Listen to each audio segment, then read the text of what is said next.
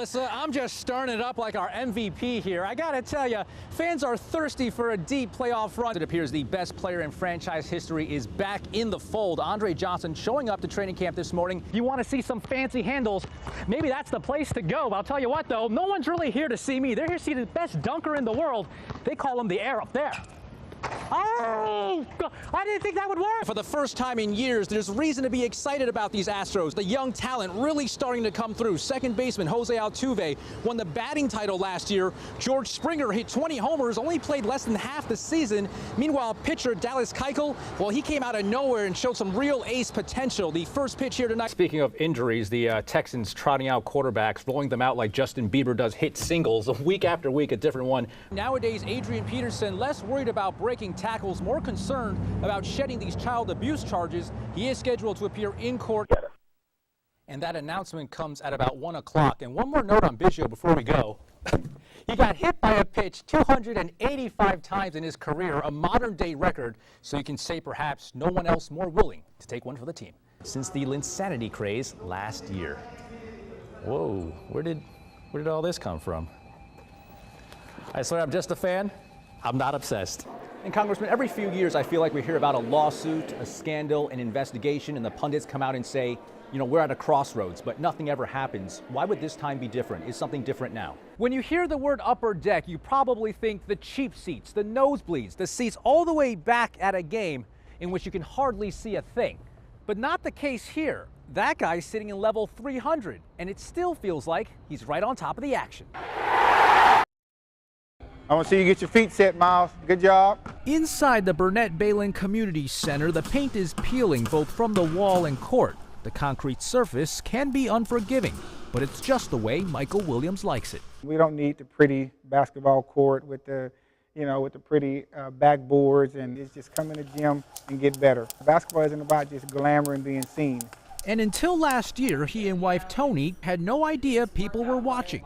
He was playing with a team from Dallas. The coach emailed me, hey, did you know Miles was ranked? And then so I responded saying, no. I didn't even know at that time that they ranked, kids that young. There he was, class of 2023, fourth grader Miles Williams, ranked on a few sites as one of the best 10-year-olds in America, just below LeBron James Jr. So honestly, I was a little uncomfortable. I felt like, should Miles' name be here? I think ranking so early and young loses the focus of why they're in the sport. Sports psychologist Dr. David Claybor says the mental pressures on today's young athletes can be enormous. Their psychology and emotions haven't leveled out with their actual ability. Say they have natural talent. So you've got to be very careful. Tony Williams recalls a moment when she became the overzealous parent. After Miles struggled at an all-star game, she was genuinely upset with him. But after learning nerves got to her son, she had an epiphany. And I was like, oh my God, for a 10-year-old to feel that, to feel like an adult, to have, that amount of pressure on him. And ever since then, I don't even say anything to him anymore. I'm just like, he's only 10. It's not that serious. It's a learning process for everybody. Ready? Go. Miles and his brother Chris put in about 2 hours on weekdays after school and homework. Sometimes they're here on the weekends too. Stay with it. I don't want to stop since I've done all this stuff to get in basketball. I want to keep on going. Is it hard to keep yourself going? It's pretty hard. Sometimes I just feel like laying in bed all day. Don't want to get up. Knowing when to push and when to pull back is a delicate balance. That always crosses any parent's mind. Give me the shooter's roll. Sometimes it'll be a debate between, me and Dad. We got to train. Yeah. I was like, okay, no basketball this weekend. We're going to sit here. We're going to watch the game tonight. We're going to have a party, have friends over, let the boys invite their friends over and just let them be kids. Nurture the athlete's breadth of life and social life, not just the sport. They need to have fun. If they lose that element, things break down. Away from basketball, Miles likes playing video games.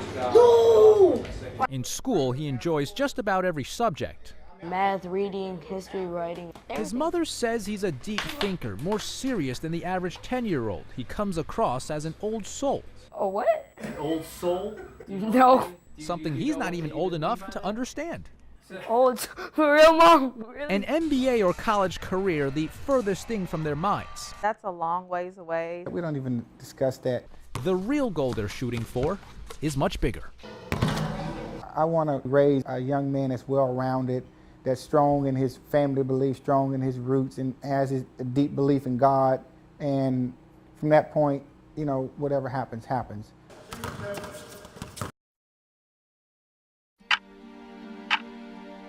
They say time stops for no man. 4 years ago, he was the oldest guy on the Olympic team. Now we're trying to go 4 more years. I know this is probably my last shot.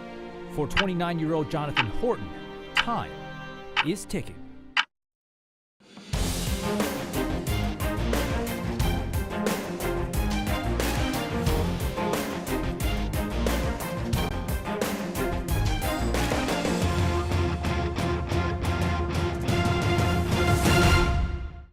At 22 years old and fresh out of college, Horton made his first Olympic team in 2008. Triple twisting double layout. Bam! 4 years after taking bronze and silver in Beijing, he captained the 2012 team that finished a disappointing 5th. My #1 goal in the sport is to stand on top of the medal podium at the World and Olympic Games with a gold medal with my teammates, my brother, standing next to me. Once believed to be bulletproof, Horton's learned the last several years his body's not immune to injury. You can see where they repaired my bicep, and I've got like 5 or 6 holes in my shoulder over here. And then right here, I've got the scar from where they repaired my pec. He still trains 6 days a week. Got it. Zary Maltese, I'm with bounce you. cross. Let's go. Under the watchful eye of Tom Meadows, his coach of 20 years. He could have walked out in 2012 and, you know, been a 2-time Olympian, 2-time Olympic medalist. Not too many people in our country in the past has ever said that. It's the secret sauce right there. There's no secret as to what it'll take to return to the squad, overcome the monotony of practicing the same thing again and again. It's 99% mental for me at this point. I had thoughts of, you know, throwing in the towel early, but then immediately I flipped back to that. No, I got to do this. I'm not done until I finish on my own terms. The morning workout ends at about 1 p.m. These hands are not nice. That's why I had to marry a gymnast, so she'd understand. He doesn't come back for two-a-days anymore because a couple of miles away, a more telling display of what life is like now. Come here, buddy. I forget about gymnastics, the stress and the struggle of it, and it's kind of nice to relax. But at the same time, I need that focus. Now I have one like you, see? A tricky balance of a different kind, an enduring and endearing family affair. It's the only thing that we've ever known as a family. When I met him, this was his life. That was when both were standout gymnasts in college. Their lives now include 2-year-old David. He's rambunctious. They say a lot like Dad. Gross. What? Gross. Gross? Oh, the girls. You want to go see the girls? Yeah. Cool. It's time for wife Haley to get ready for work, coaching young gymnasts. Bye-bye. Bye-bye. She's put her medical school career on hold. It's something that we're willing to do everything that we can for now. We would like to travel or take vacations more than one time ever.